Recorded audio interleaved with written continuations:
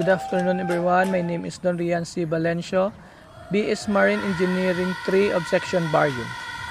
I will discuss about the history of the municipality of Calino.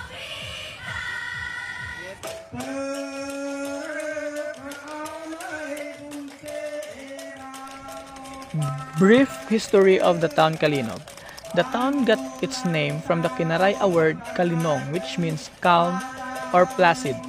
But some might say it is from Linog or an earthquake, given the fact that the town lies near the West Panay Fault.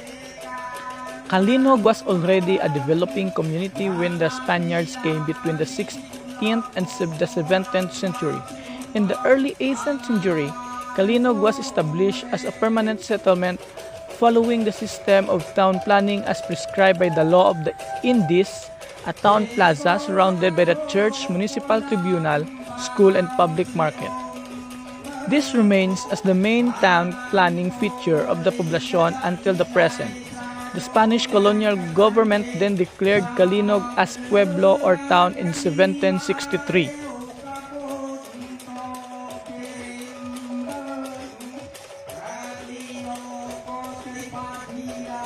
Significant people and local heroes. Calinog had its humble beginning from the time Datu Maricudo.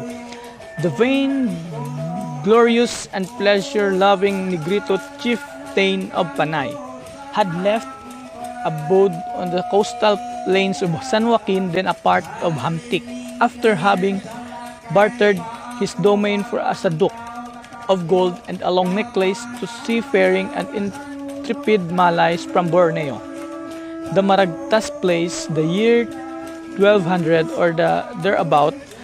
Of course, the Nuritis retreat towards the inland areas was gradual and consistent with a nomadic habit, a natural propensity of the Brace. By founding one new settlement and abandoning such place for another, Tuan Maricudo and his men in their slow retreat had finally stumbled and reached the wide area midway between the two big rivers, the Halaor and Ulian.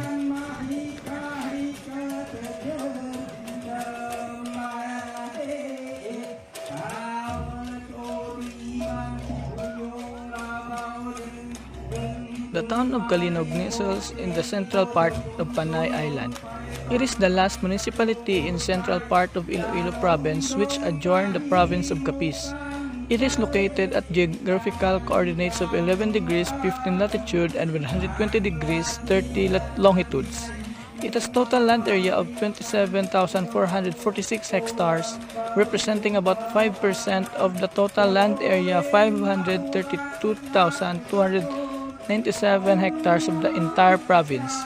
Calinog is 58 kilometers, 36 miles from Iloilo City. Soil. Around 75% of the municipality slope is above 80% or category C. The municipality, however, is a mainly agricultural.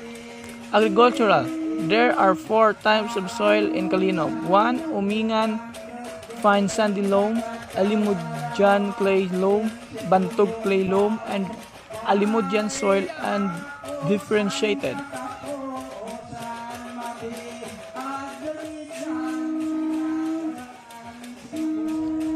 Topography. The municipality has mixed topography reliefs. The westernmost portion is very mountainous. The central and the northern areas have gently sloping reliefs, while the eastern and southern portion are flatlands or plains with also gently sloping reliefs. All urban barangays are located in the lowland area. Water source.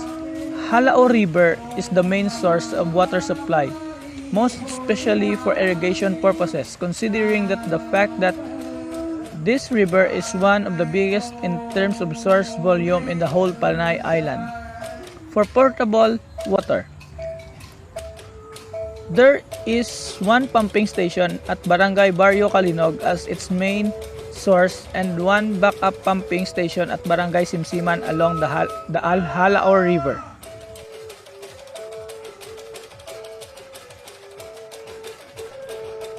Kalinog falls under the third type consisting of seasons, which are not very pronounced, relatively dry from the November to April and wet during the rest of the year.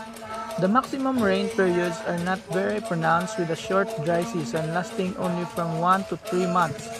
It is influenced by the southeast monsoons, which one of the principal air streams affecting the country.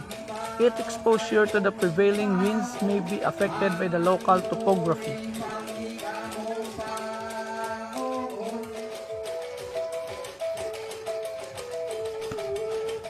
Panay Bukidnon tribe. The Suludnon, also known as the Panay Bukidnon, Panayanon, or Tumanduk, are the culturally indigenous Visayan group of people who reside in the Capiz, Lambunaw mountainous area and the Antique Iloilo mountain area of Panay in the Visayan island of the Philippines. They are one of the two only culturally indigenous group of Visayan language speakers in the Western Visayas, along with the Halawudnon of Lambunaw and Kalinog Iloilo and Iraynon Bukidnon of Antique. Also, they are part of the wider Visayan ethno-linguistic group who constitute the largest Filipino ethno-linguistic group.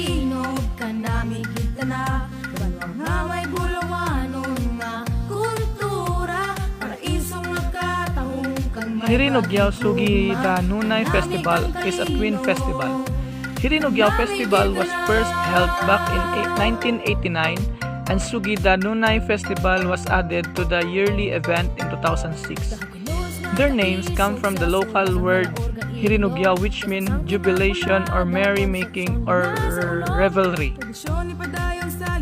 and Sugi Danunay, which means storytelling. Each of these two represents different phases of the event, which organized jointly by the Parish of Immaculate Conception and the local government.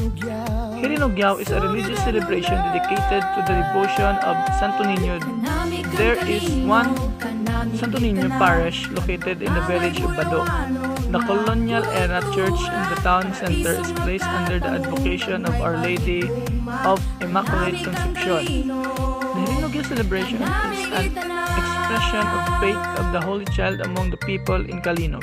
It is one of the several festivals for Santo Niño in Panay Island that include Dinagyang Festival and Ati-Atihan Festival in Kalibo, Aklan.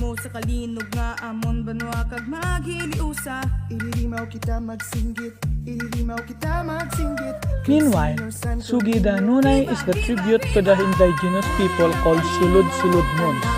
Translate to the people who live in room or closet-like settlement which refer to their territory, or Panay Bukidnons, a name that was created by expert Dr. Alicia P. Magos. They are called with various names depending on their location and proximity to a river.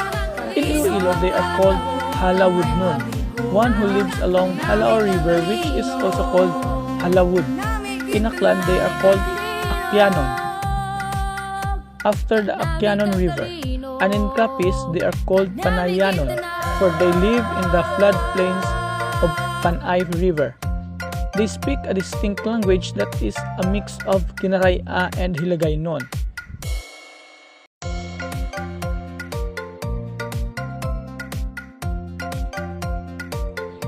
Part of Hirinogyaw Sugi Danunay Festival is the Linabugan Festival. Linabugan Festival is a food fest. It gives attention to the food culture of Kalinog, particularly recipes that utilize labog, called rosel, hibiscus bifurcatus, in English the flower buds and leaves of the plant, are used in making some of famed specialty dishes in Iloilo. Its taste profile is a sour, so it is main ingredient of indigenous kitchen soup that is akin to a sinigang or sour tamarind soup.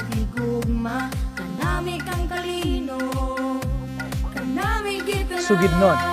Epic chanting has been a long-time favorite way of spending leisure time among the innermost villages of rugged Central Panay. Its listener gradually waned with the arrival of transistor radios in the late 1960s and 70s. and their exposure to the modern sound technology. Thereafter, in the lowland, the introduction of Christianity and public education also contributed largely to its decline because chanters Babaylan who were mostly ex-binukot keep maiden were discouraged to continue as a result of proselytization.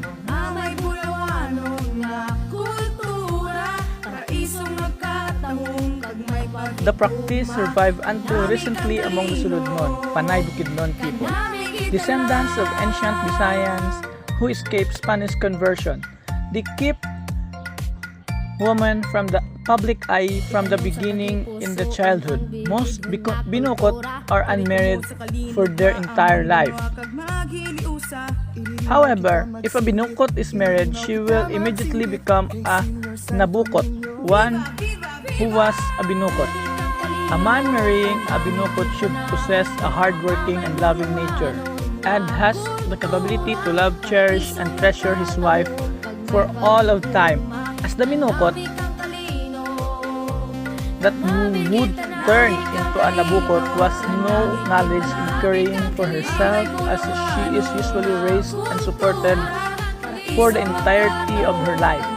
The binukot and nabukot are both major cultural bearers of the Panay Bukidnon people as they have a vast knowledge on their own people's epic, which is their expertise along with the traditional practice of a binukot.